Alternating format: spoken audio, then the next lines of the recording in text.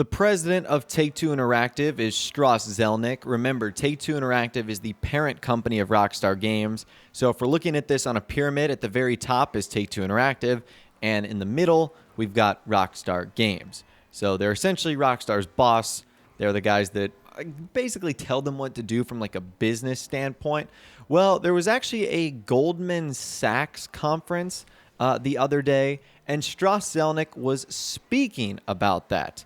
And he was talking about online multiplayer games or multiplayer modes for future games and monetization, things like shark cards, which is really interesting because we know for a fact that Red Dead Redemption 2 is going to have an online mode, and we know for a fact that it's going to have microtransactions as well.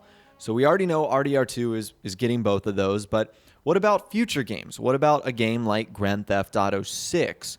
Or even other titles that could have multiplayer modes like Bully 2.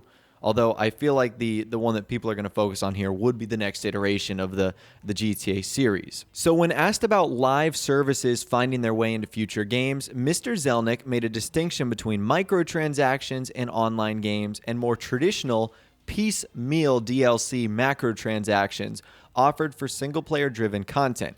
In other words, engagement doesn't automatically mean microtransactions. So he goes on to say there won't be an in-game monetization opportunity for every title we put out. There will be some opportunity to stay engaged. It could be downloadable add-on content, for example. There will not be a multiplayer mode for every game we put out. So it really depends on what organically is correct for the title. So that's interesting right there. He confirms that not every game will have microtransactions and not every game will have a multiplayer mode too, which is interesting to think about. Now, he followed up by saying, I think the opportunity for recurrent consumer spending, which is microtransactions or shark cards, is enormous. But the opportunity doesn't come from us sitting around and saying, how do we extract more value from our consumers? The opportunity for growth, whether it's in a frontline release, recurrent consumer spending, or anything else we do, comes from how we make the best quality titles in the business. How do we captivate and engage consumers? How do we innovate? And we try to do all of that in a very efficient way. He goes on to say, it's definitely our strategy that once we launch a title, we want consumers to stay engaged. But we're aware if that title isn't a hit, then they're not going to want more of it. The fact that it's our strategy doesn't matter. What matters is that we are delivering an incredible entertainment experience. If we are, we then give the consumers an opportunity to stay engaged, and that's a sea change in our business. So recurrent consumer spending is now 10 times what it was in 2012. It was 48% of our net bookings last fiscal year, but we had a light schedule last fiscal year. But nonetheless, the business has been transformed, and I think the market has realized that. So I definitely think what Strauss Zelnick is saying here is pretty interesting. Now, you need to keep in mind that Take-Two Interactive are publishers for more than just Rockstar titles. So, for example, they publish games like Borderlands and BioShock, big titles like that that might not necessarily benefit from a major online multiplayer experience that could sell microtransactions the same way that Grand Theft Auto Online does. So I know a little bit of that might have been worrisome, like, is the next Grand Theft Auto game going to be single player only? Did they get a lot of pushback for focusing too much on online?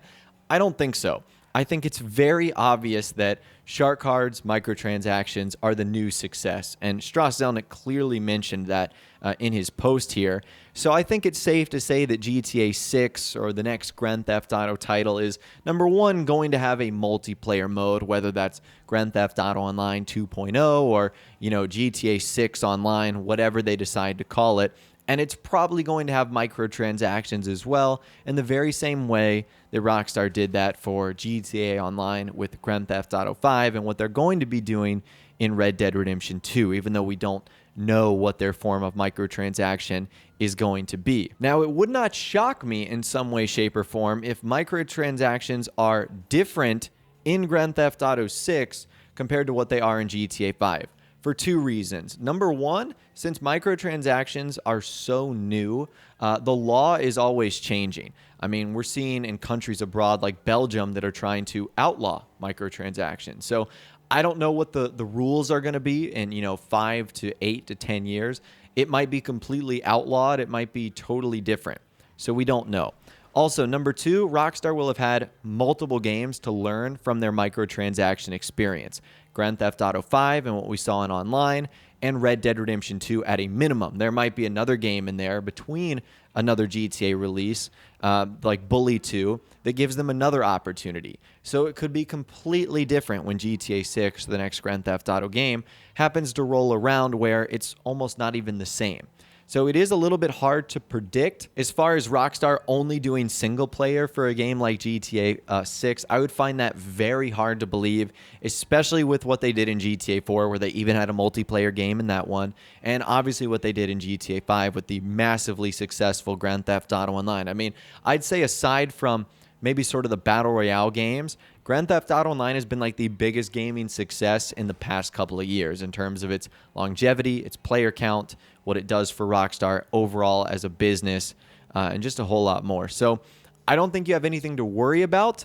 I think GTA 6 will still have multiplayer, but I think that the way that multiplayer is done, it could be different too. They might focus more on single player instead of, solely on Grand Theft Auto Online, which is what we saw here, and it might be totally different after Rockstar's experience with their upcoming games.